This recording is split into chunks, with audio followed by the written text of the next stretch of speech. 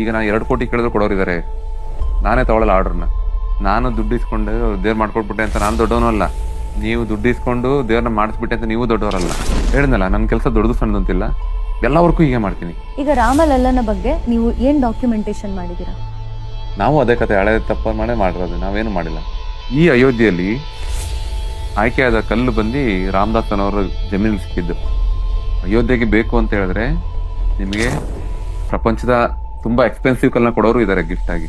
ಹೌದು. ಬಟ್ ಇದು ಯಾವ್ದೋ ಒಬ್ಬ ರೈತರ ಜಮೀನಲ್ಲಿ ಬೇಡ ಅಂದಿದ್ದ ಕಲ್ಲು ಈಗ ಮೂರ್ತಿಯಾಗಿ ಕೂತಿದೆ. ಅಂಡ್ ಹೆಸರು ರಾಮದಾಸ. ನಾವು ರಾಮದಾಸ ಅಂತ ಅವರು. ಹಾಗಿದ್ರೆ ನೀವು ರಾಮಲಲ್ಲನ ಕೆತ್ತನೆ ಮಾಡುವಾಗ ಯಾವ ಬೇರೆ ಯಾವ ಪ್ರತಿಮೆನೂ ಮಾಡಿಲ್ಲ. ನಾನು ಒಂದು 9 ತಿಂಗಳು ಯಾರನ್ನೂ ಬೇಚನೆ ಮಾಡಿಲ್ಲ. ಯಾಕಂದ್ರೆ ನನಗೆ ಇದು ಅವಕಾಶ ಭಗವಂತ ಕೊಟ್ಟಿರೋದು. ಇದು ನಂಗೆ ಯಾವ ದೊಡ್ಡ ಇಂಡಸ್ಟ್ರಿಯಲಿಸ್ಟ್ ಕೊಡೋ ಅವಕಾಶಕ್ಕಿಂತ ದೊಡ್ಡದಿದು. ಆ ಗರ್ಭಗುಡಿಯಲ್ಲಿ ಹೇಳ್ತಾರೆ 60 ಅಡಿ ಕೆಳಗಿಂದ ಒಂದು ಮಣ್ಣನ್ನು ತೋರಿಸ್ತಾರೆ, ಅಲ್ಲಿ ರಾಮ ಓಡಾಡಿದ್ದ ಇದು ಇತಿಹಾಸದ ಪ್ರಕಾರ ಅಂತ. ಆ ಥರ ಎಲ್ಲ ಕೇಳಿದಾಗ ನನಗೆ ಅಯೋಧ್ಯೆಯಲ್ಲಿ ಈಗ ಕಲಿಯುಗ ಕೌಶಲ್ಯ ಅಂತ ಹೇಳ್ತಾರೆ.